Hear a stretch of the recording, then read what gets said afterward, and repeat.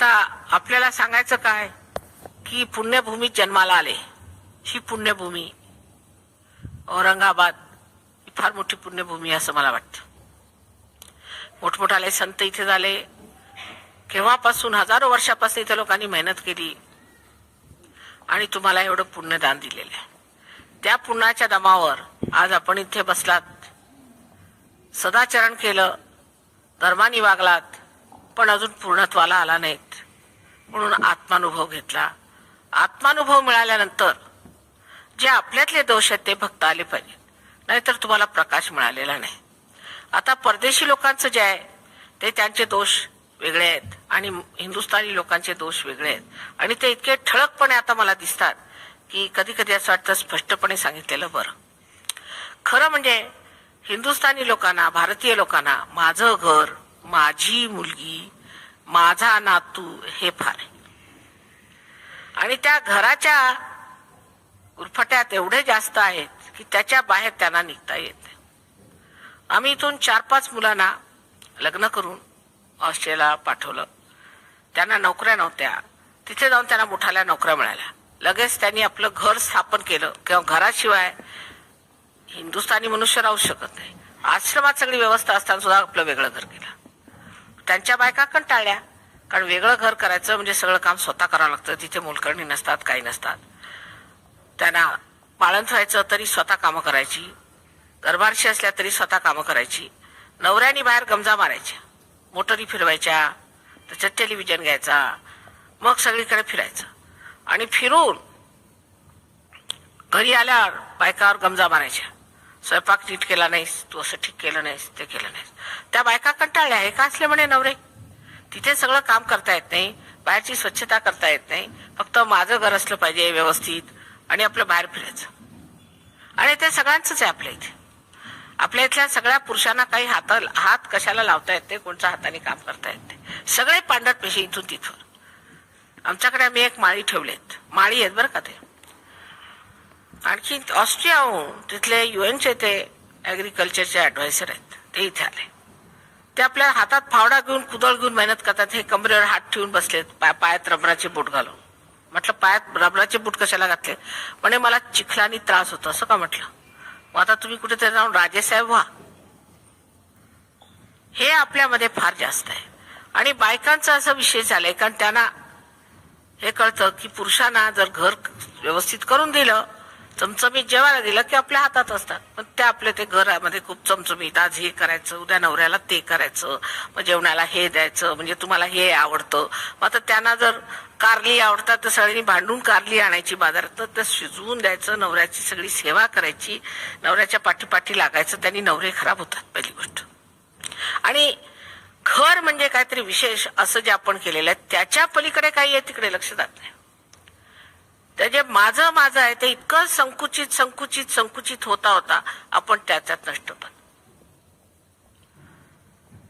हे आपल्यातलं एक जायला पाहिजे. तुम्ही जर सजग, तुम्ही योगीजन झाले, जिथे बसाल तिथे तुमचं घर, जिथे जाल तिथे तुमचं घर. कुटुंब एवढं लहानचं की काय विचारालं, ते लहानपण मोठं कसं होणार. आणि त्यामुळे जेवढं काही कमवलेलं पूर्वजन्मातलं पुण्य आहे त्याच्यामुळे तुम्ही अशा भारतभूमीच्या योगभूमी जन्माला आला, त्याचा सर्वनाश होतो. ते मोठेपणे आला पाहिजे. ते मोठेपणे येत नाही. आणि पुरुषांच्या मध्ये तर फार कमी असं या लोकांचं म्हणणं आहे. आता सगळ्यांनी लिहून पाठवलंय की आम्हाला हिंदुस्थानातल्या बायका फार आवडतात पण पुरुष नको, कारण सगळे आळशीस्वर आहेत. ते दिसतं आपल्याला. घराच्या बाहेर घाण पडलेली असली तर आपण त्याच्यावर तुडून वर जाऊ, पण घर मात्र बायका स्वच्छ ठेवतात. बरं, बायका हुशार आहेत. घर ठीक ठेवलं पाहिजे. नवरा घरात राहतो, त्याला घरात ठेवणंच कठीण, कारण तो सारखा घरातनं पळतच असतो. तेव्हा आपल्यातली जी चूक आहे ती ही आहे की आपल्यामध्ये सामूहिकतेचा मुळीच अंश नाही. सामूहिकतेत कसं राहायचं, सगळ्यांना मिळून मिसळून कसं राहायचं, सगळ्यांना आपुलकीने कसं राहायचं, तो विचार नाही. आता आम्ही दिल्लीला मोठ्या मुश्किलीने एक आश्रम काढला. तिथे एक मनुष्य राहायला तयार नाही. नवरा बायकोला दादा पुता करून मुंबईहून पाठवलं 2 दिवसात परत. माझं घर, ही जी भावना ती आधी तोडायला पाहिजे. सगळं जग माझं घर आहे असं ज्या दिवशी म्हणाल तेव्हाच म्हटलं पाहिजे की तुमचं थोर मन झालेलं आहे. मन इतकं संकुचित आहे. त्याच्यामुळे वाढ कशी होणार सहयोगांची? जरी सहयोगी झाले, जर ध्यान करतात, पूजन करतात, सगळं काही चांगलं आहे, पूर्व पुण्याही आहे, पण जैसे थे त्याच्या पुढे काही होत नाही वाटचाल. त्याला कारण मी शोधून काढलं की अत्यंत घुटमळण आहे घरातल्या घरात. जर तिथेच तिथे गोल फिरायला लागले तर पुढे कसे जाणार? सामूहिकतेत उतरता येत नाही. सगळं स्वतःला धरून मार करायचं, स्वतःची प्रतिष्ठा वाढवायची, स्वतःचं घर, स्वतःची बायको, स्वतःची मुलं, अमक तमक हे. जोपर्यंत तुम्ही त्याच्यातनं बाहेर निघत नाही आणि नुसती गाढव मेहनत आहे, ती गाढव मेहनत आहे. सगळं जर परमेश्वर करतो तर तुम्ही कशाला गाढव होता? जेव्हा तुम्ही म्हणाल की मी सर्व काही करतो तर तुम्ही गाढव झाले. तसं ख्रिस्त गाढवावर बसले होते आणि ते गाढव त्यांना घेऊन चालला होता. त्या गाढवाला असं वाटलं की सगळेजण माझ्या गळ्यात हार घालतात म्हणजे मीच ख्रिस्त झालो.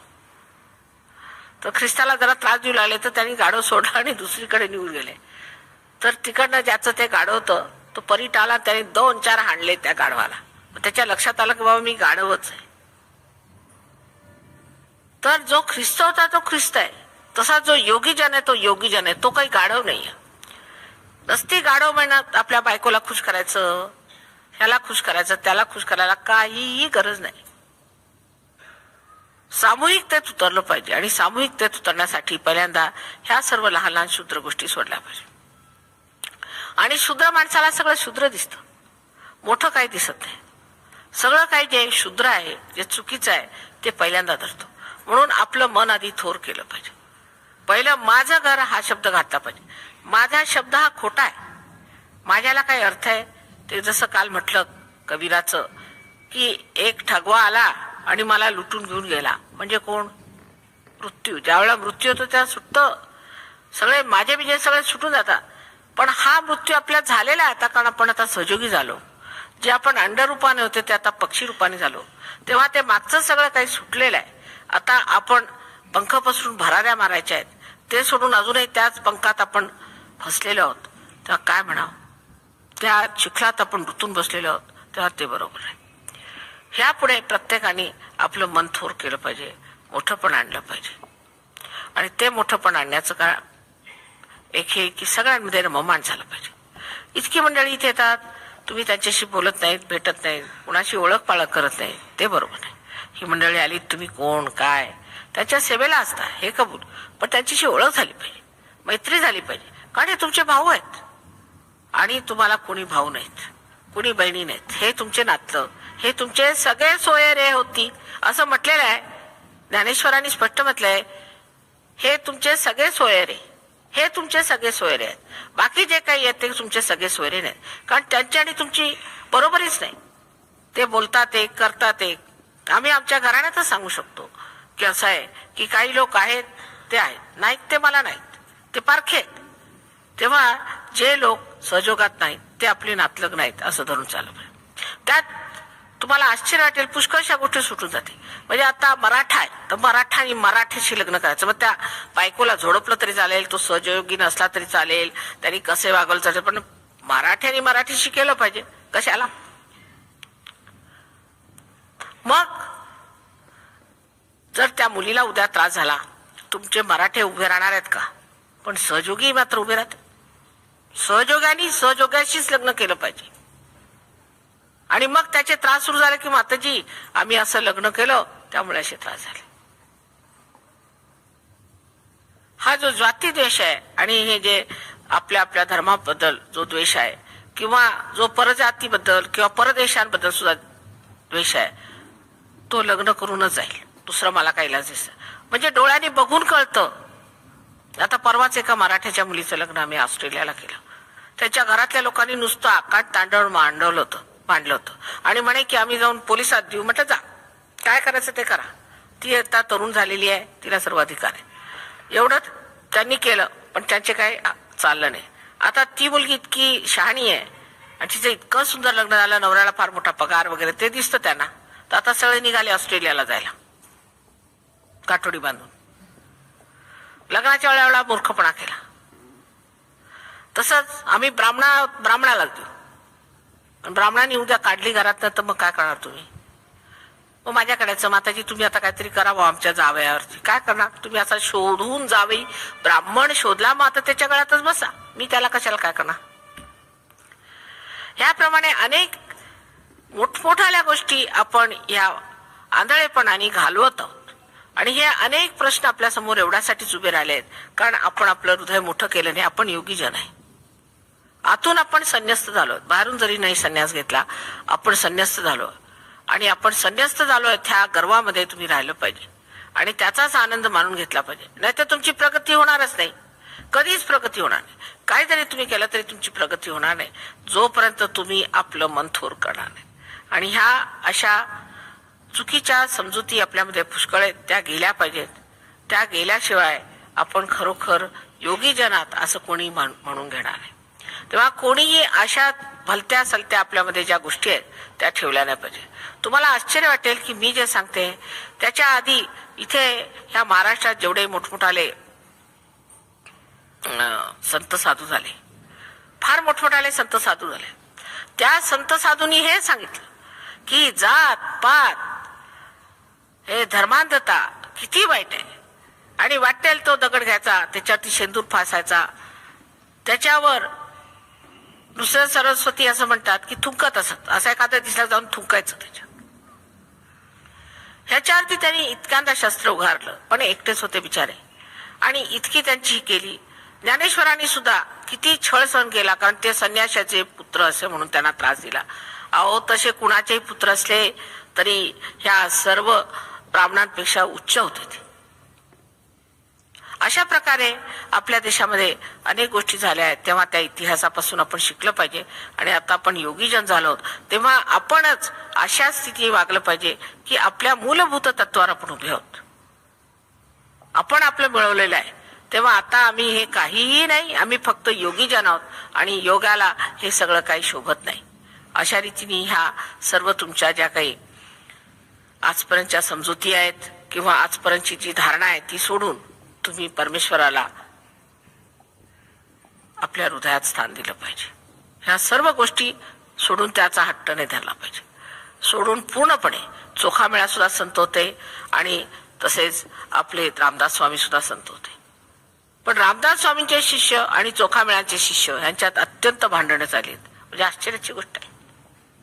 दोन्ही संत असताना त्याच्यात भांडणं कशाला पाहिजेत?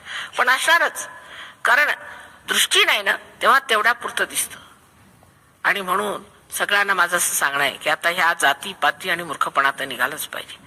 ते मुसलमानांमध्ये, ख्रिश्चनमध्ये, सगळ्यांमध्ये एकसारखं आहे. पण एवढे धर्म करून सुद्धा मला तुम्ही फक्त एवढं सांगा की कोणत्याही धर्मामुळे मनुष्य हे पाप करू शकत नाही असं दिसलंय का कुठे?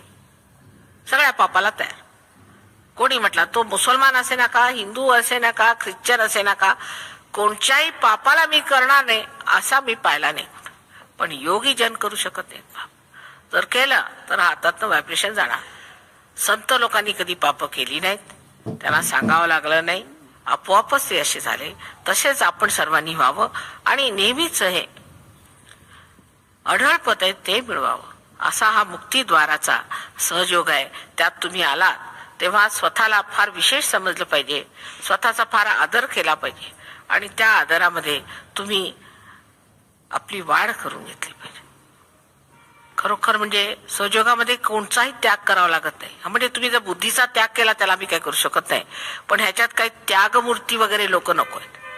उलट ह्याच्यात लाभच लाभ आहेत.